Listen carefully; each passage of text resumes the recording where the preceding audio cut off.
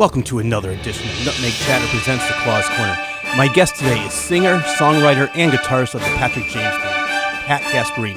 He recently released his debut entitled Ride of a Lifetime. March 26th, his band will be performing at Daryl's house. Please welcome to the show, Pat Gasperini. Pat, welcome to the show. Rich, thanks for having me, man. It's a pleasure to be here. So glad to have you on the show. So let's get right into it. Reverb Nation just added your band to Nashville artists that you cannot ignore. That is a huge honor. So congratulations. Thank you so much. Yes, I felt very honored to see that. It was really cool. I was just checking my emails in the morning and, it got into a rotation. It got into some headphones to some really good listeners, and they chose it. And it's an honor. I feel thrilled to be a part of it and a part of Reverb Nation. They reach a lot of people. I recommend that to everyone, every new and upcoming artist, established artist. Reverb Nation is a really good resource out there.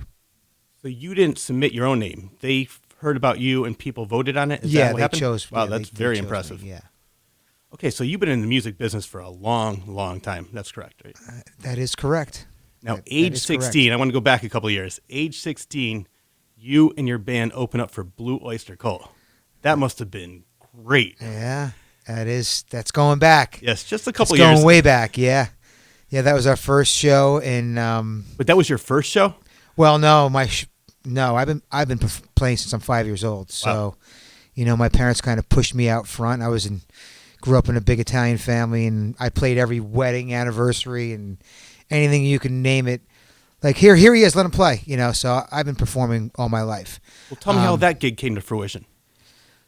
That gig, I kind of put the band together. I was in a band when I was like, my God, you're going back a long ways, man. So it's going to be a little cloudy, but let's take I was in a band when lane. I was 12 or 13. I was playing bars when I was 13 because I played with guys that were older than me, and that's how I became, I really learned my chops.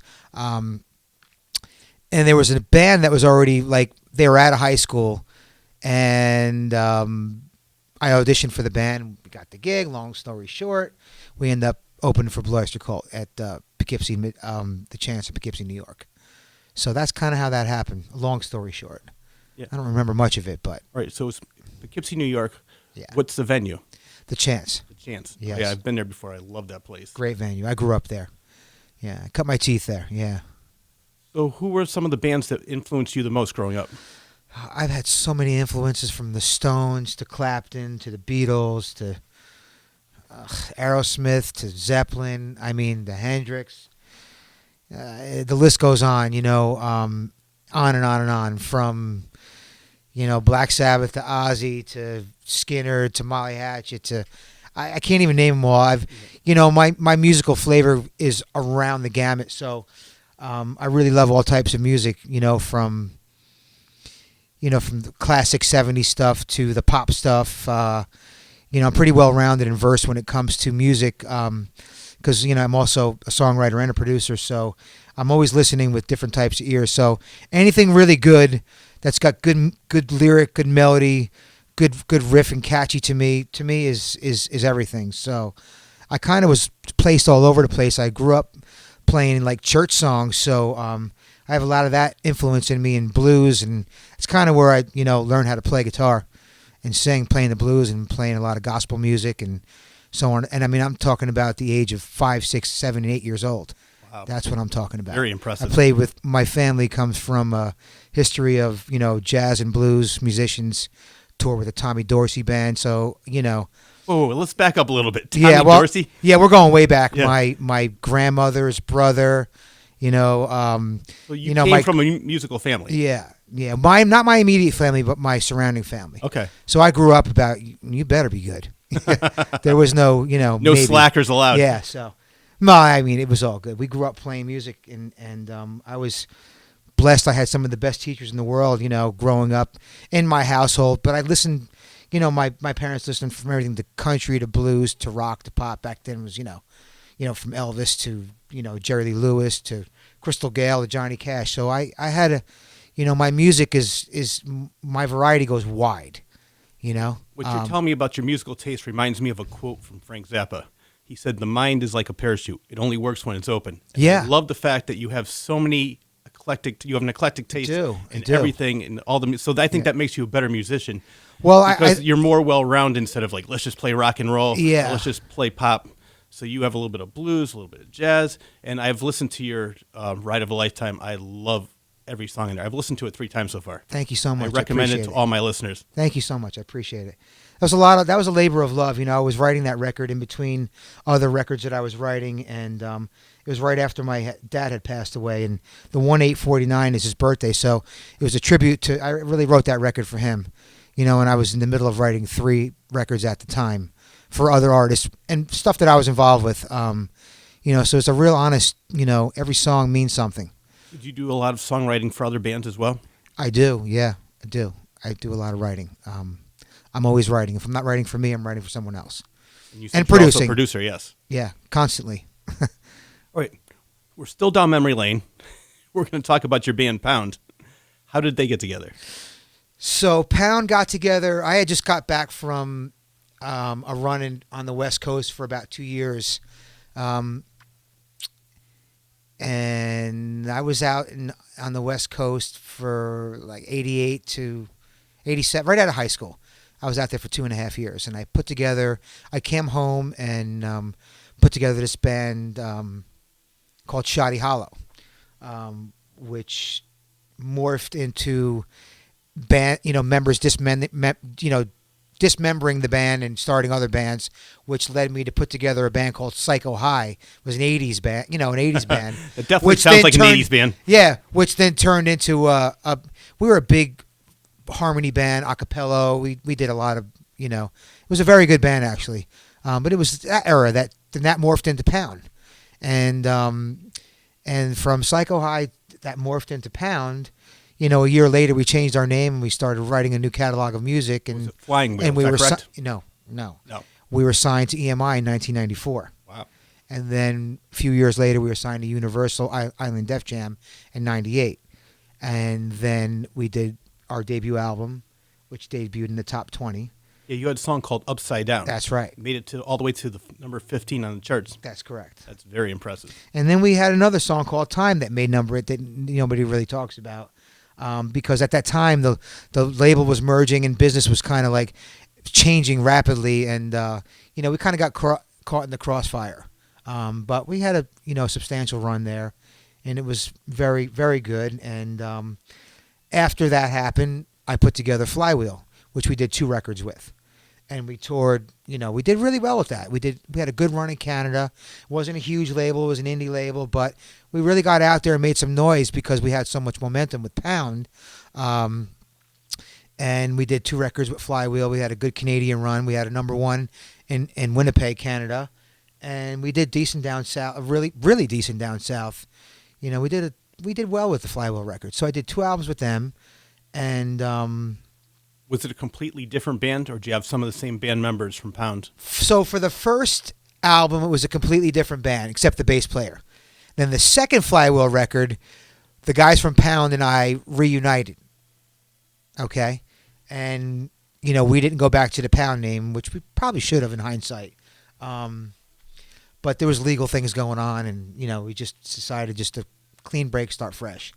And that's the album that, the first Flywheel record was with the same bass player.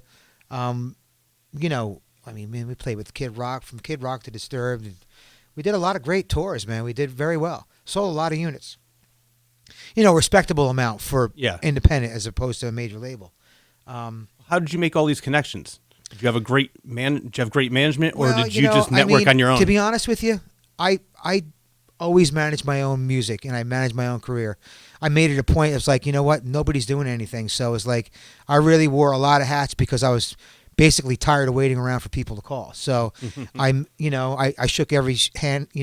I shook every hand in the country. When I had an opportunity to meet people, I met them.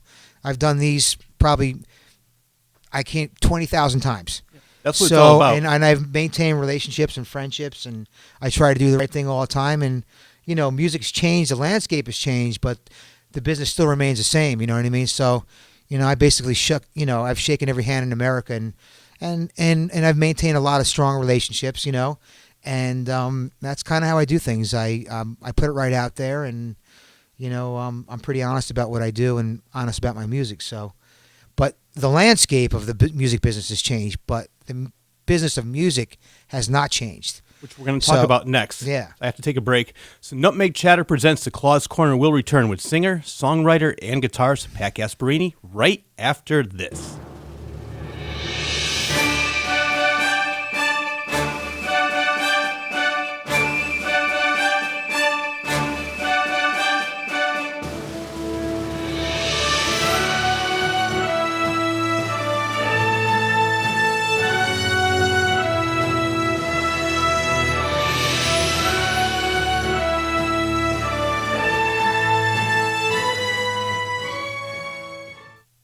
Nutmeg Chatter presents The Claw's Corner is back. I am speaking with the guitarist, singer, and songwriter from the Patrick James Band, Pat Gasperini. Pat, welcome back to the show. Richie, what's happening, brother? Not too much. So, we were talking about the music business and how it's changed. I think one of the biggest changes has to be the marketing. I mean, everything's changed, man. Listen, you can't look at it. It's 2020. Here's how I look at it. I grew up in a wonderful. I should have been born in the set. Well, I was born in '68, but I should have been doing music in the '70s. But the fact of the matter is you have to play a new game. Yes, and exactly. That's the bottom line, So I still, I can't get caught up in, you could talk about how it was, but if you're wasting time talking about what it was, you're not going to be successful on what it is. Exactly. You have to go with the times and realize it's not going to change. It's never going to go back to the way it was in the 60s and 70s. So I like the fact that you're moving forward and going with the times. But you have to. There's no way you're going to have success if you waste your time hanging on what was. You know what I mean? Like I could sit back and go back, man, I scratched my head. We should have did this. You can't live like that. So the fact of the matter is we live in a social media world. It's digitally driven. There's no more there's no more artist development. So you got to get out there and you got to dig even. The music business is hard as it is. Now you have to dig even deeper and even harder. You know what I mean? Yeah. So you really have to have a passion and love for it, and that's got to be the first of the forefront. You know what I mean? The days of waking up, I want to be rich and famous. That's that's a pipe dream. You know what I mean? There's a lot of work that goes into making that a reality. Yeah, the people that make it look easy are the talented ones that nobody sees behind the scenes that have been doing this for 20 years and like the overnight success after 20 years. So a lot of people just want to go on a TV show and say, yes, I'm a star now. So I like the fact that you're pounding the pavement. Yeah. Well, anyway, eventually. 35 years and I'm still pounding the pavement, man.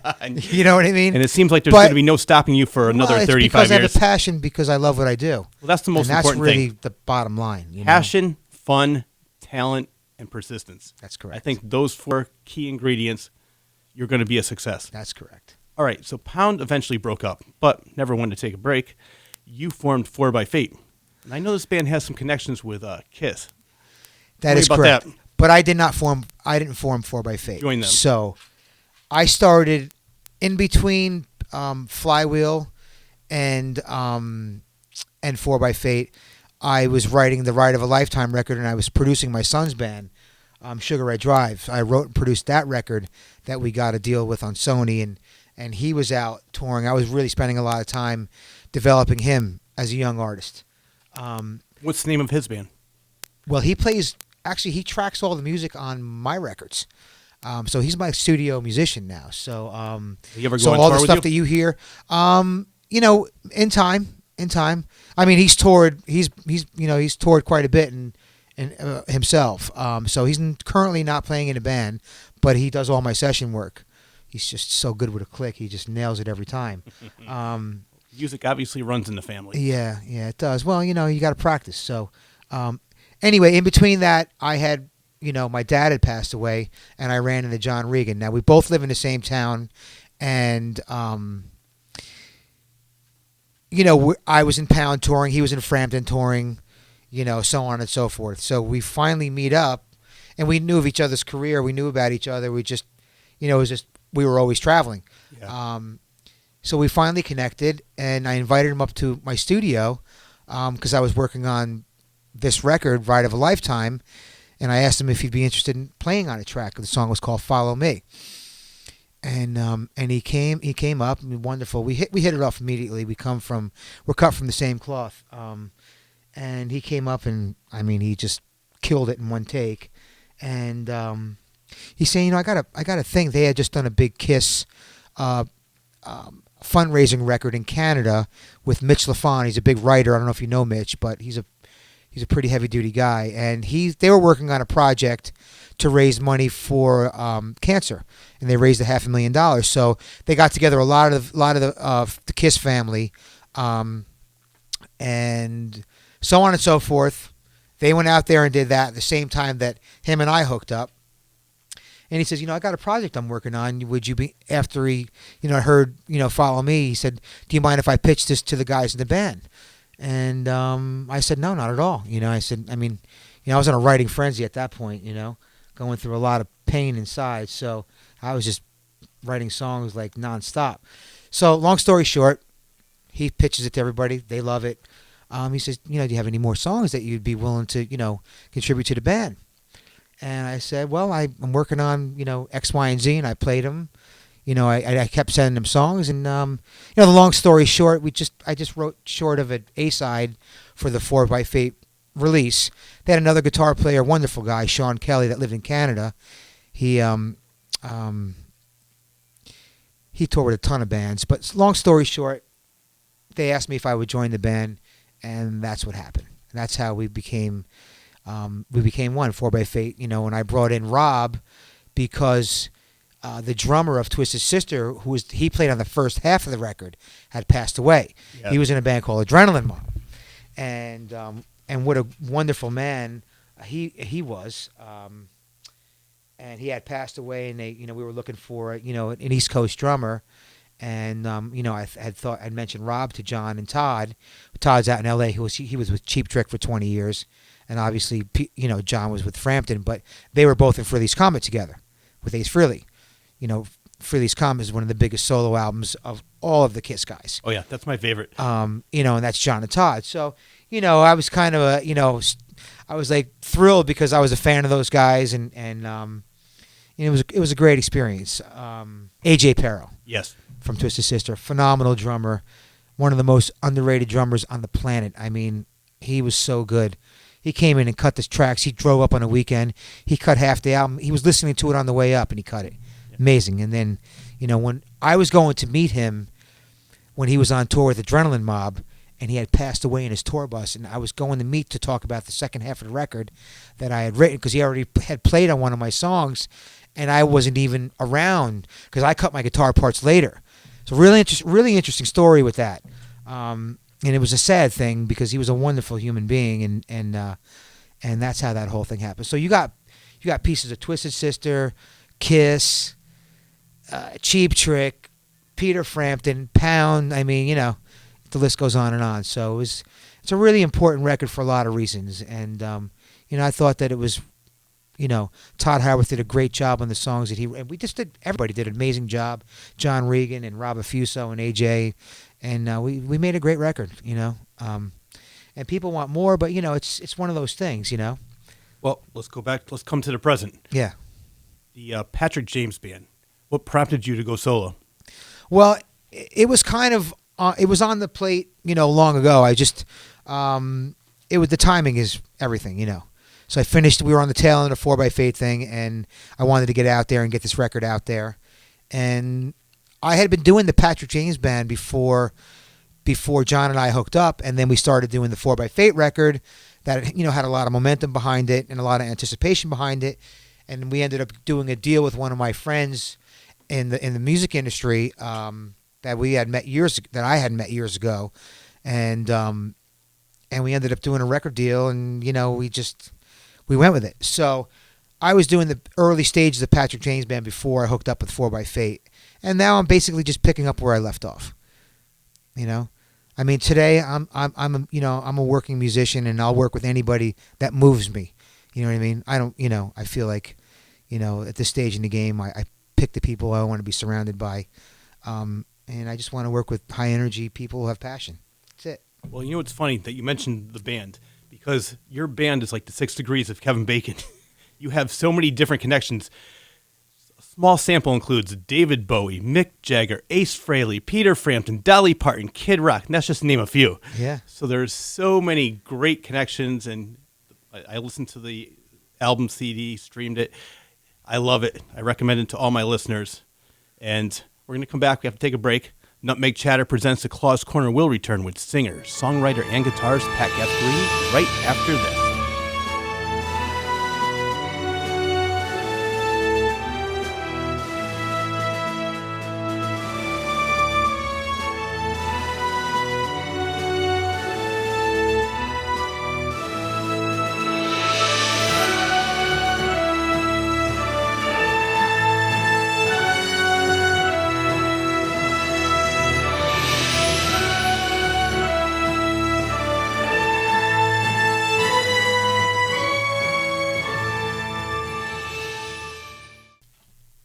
Nutmeg Chatter presents the Claw's Corner is back. I am speaking with the guitarist, singer, and songwriter from the Patrick James Band, Pat Gasperini. Pat, once again, welcome back. Rich, what's happening, bro? All right, so we're talking How's about that claw your current doing, band. right? The claw's doing You very getting ready to well. go? Nope, the claw All right. has plenty more life in it. All right, good man. That's what I like to Unfortunately, hear. we only have a half hour in this show, so we're probably going to have you on 2 or 3 times just to get through your whole career. That's okay. Are you going to be touring soon? Yeah, the hopes this year is to get out this summer and really start working it hard. You know, I want to get out and support the record. But before we even get to that, I want to talk about what I like about you is that your songs have such a deep personal meaning to you. Obviously, no bubblegum rock for you. And what I mean by that is that you write songs that are so personal. One of them is a title track, Ride of a Lifetime. The other one is the inspiring Thank You. Why do those 2 songs in particular have so much meaning to you? Well, Ride of a Lifetime is my journey through my life, and that was the first song I wrote when my dad passed. It just brought me through a time and place in my life where I was reflecting back on everything, you know, and it was just important to me, you know. It's a combination of my career, you know, and my family just having so much support and believing in me, and when you set out to achieve goals, you always, you know, shooting high and aiming high. That's kind of always where I go. I'm always, you know, aiming for the stars, aiming for the moon, landing on the stars, you know, right? So, that's kind of where that song comes from, you know, and I've been blessed to, you know, have had, you know, a really, really amazing musical run, you know, when I really sit back and reflect on it. So I'm blessed, and that's where that song comes from. But it was spun off of the passing of my dad, and that's kind of where it started from. If you really listen to the lyrics, you can hear it, you know. Where can people find the Ride of a Lifetime, and when will people see it? We talked about you playing on tour, hopefully in the summer. So where can they find it on Amazon? Can they find it on your website? It's on all the social networks. It's on Amazon. It's on iTunes. It's on Spotify. It's on every social media outlet that you can buy music on. It's available everywhere. So you could download it anywhere. I mean, iTunes and Spotify are the biggest, but Amazon, it's everywhere. You know, and thank you. I've had a lot of, you know, there's a lot of friends and family that have been in the military, and I always wanted to write a song to thank them, and that's why, you know, I was thinking about it when I was writing it. My daughter was singing because she's also in the business herself. You know, at a young age, she's in the musical theater, and she's a singer and actor, and she sang the national anthem at the Knights of Columbus, and you know, after she sang that, you know, we went back to the house. And I was like, you know, I got to write a song, you know, to thank everybody. You know, you look around, you see all these veterans and people who've lost their sons and their daughters and their aunts and their uncles and their fathers and grandfathers. You know, there's really not enough. You can't put it into enough words, but, you know, I was like, you know what, I'm not going to overthink this, and that's where I came up with the lyric. It's just like, what I want to say is thank you. So that's where it came from, and I went home and I wrote that song in 20 minutes. Very inspiring. But it was I was inspired, and you know, the you know, I took the Beatles approach on that, the simplicity of the lyric, but it's so powerful. You know what I mean? That's the flip side of it. You know what I mean? Sometimes less is more. Yeah, I'm such a believer in that. You know. Thursday, March 26th is a big day for you. The Patrick James Band will be performing at Daryl's house. Daryl being Daryl Hall from Hall & Oates. Tell me about that. Yeah, we're looking forward to it. That's March 26th, Thursday night. It's our return to Daryl's house. We love playing there, and it's a great venue, and it's a homey place, and it's our new home. we're invited back, and we're excited to really step it up. We're going to play a bunch of new music, and introduce some new tunes, and there's going to be a lot of family. The Patrick James Band Nation will be out, and it's a great venue, so you should get down there too. I will definitely. You better be down there. I'm going to be in front row. All right, just to see the Patrick James Band. Yeah, so don't miss it. It's going to be a great party. We always have a lot of fun there. All right, well, Pat, thank you very much for being on the show. Have to have you back. There's so much more to talk about. That wraps up another edition of Nutmeg Chatter presents the Claus Corner. I would like to thank my guest guitarist, singer, and songwriter of the Patrick James Band, Pat Gasperini, along with Flying Key Entertainment for introducing me to some great musicians. I would also like to thank you, the listener, for tuning in every week. Enjoy your day, everyone. And now, for your listening pleasure, from his debut, Ride of a Lifetime, sit back and enjoy Best Day of My Life, right here on Nutmeg Chatter presents the Claus Corner. You're the reason I keep trying. You're the reason I keep moving on. Miss you every day when I see you smiling. I'm counting on my fingers and toes till the next day with you. Was the best day of my life. I was riding in your passenger seat.